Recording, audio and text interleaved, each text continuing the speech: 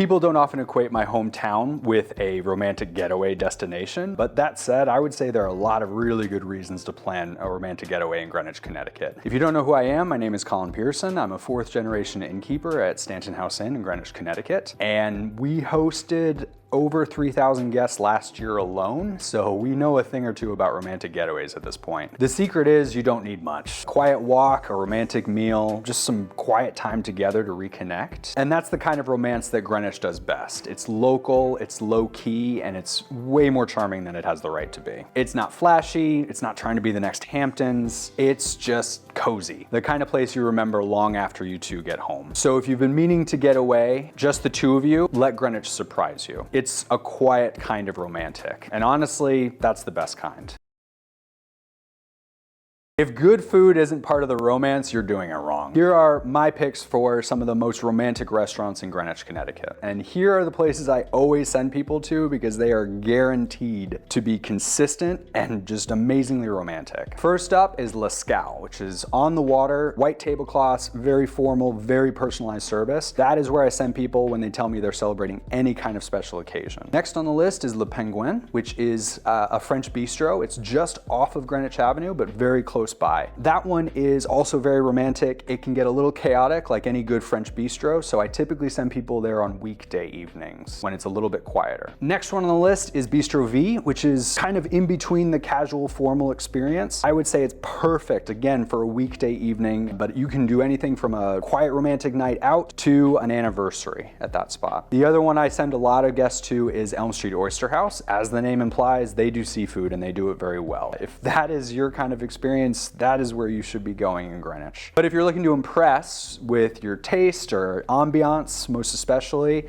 these are the guaranteed ones that I would send you to. Save this one for your next night out, be it a special occasion or just because Tuesday needs a little pizzazz. All right, so let's say during your romantic getaway, the weather gets super cold or rainy or just kind of not something you want to go outside and experience. There is nothing to worry about because there's a high chance that that day is going to be your favorite of your romantic getaway in Greenwich. And here's where I send people when it's breakfast and it's looking gross outside and they don't know what to do with their day. First up, I recommend after breakfast, of course, you just hang out at the library at Stanton House Inn. It's got deep, cozy colors to it. It's got a gorgeous, warm fireplace to hang out with. Later on in the afternoon, head over to Dogwood Books and Gifts, pick out something to read, and then hang out on the top floor and just watch the rain or the snow fall outside in those big glass windows overlooking the back grounds of the church complex. Later, head over to the lounge at Stanton House Inn with that book you got and just sit, enjoy a quiet drink together next to the fireplace. Finish up the evening by heading to the Ginger Man on Greenwich Ave. It is super cozy, and if you're lucky or book early, you can get a table right by their big, warm fireplace. Romance doesn't have to be big. Sometimes it can just be staying warm, staying together, and most importantly, staying dry. Save this list for the next time the weather takes a turn.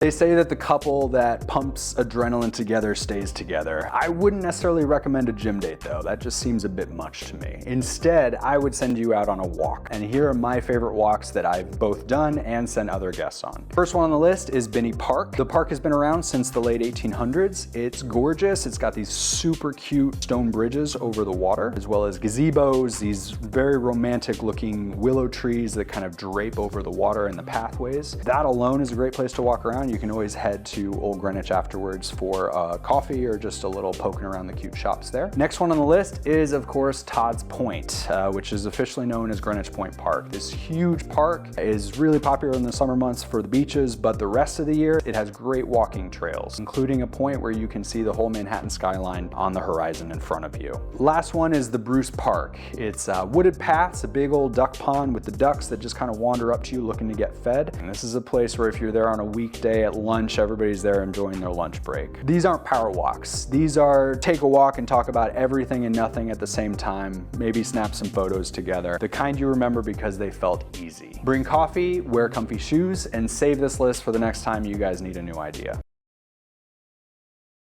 Want your date night in Greenwich, Connecticut to have all the local charm? Then stick around and I'll tell you where to sip and shop local. Here are the places I send people or go myself when I want a date night that feels spontaneous but only requires a little bit of events planning. So you don't need a fancy reservation at the nicest spot in town to have a really memorable night. Spoken from experience. A lot more about it is just ambiance and the atmosphere that the two of you enjoy together. So here are my top picks on places to go. First up, head to Mardles. It's a super cute local since forever shop. You'll get bonus points if you pick up something for no reason at all. Next, head over to Diane's Books, wander the aisles and get some really good recommendations from the staff while you're there. After that, pop over to CFCF Coffee and grab a sidewalk table and do a little bit of people watching, you two together. End the evening with a cocktail or glass of wine at the lounge at Stanton House Inn. You two can sit by the fire, read a book, play a board game, listen to some records, and pretend you live here. It's easy, it's close, and it feels way more like the two of you than just dinner and a movie. This is the kind of date that you'll both remember. Save it for the next time both of you say, let's keep it simple tonight.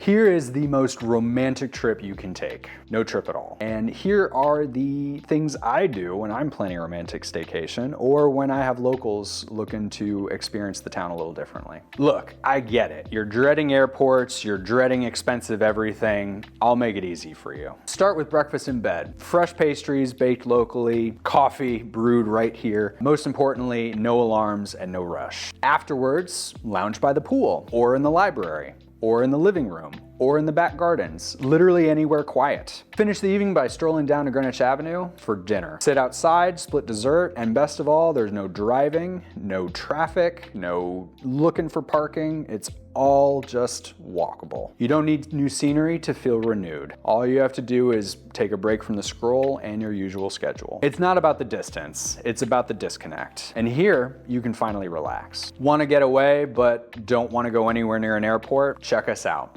Stanton House Inn in Greenwich, Connecticut. The perfect destination for a staycation.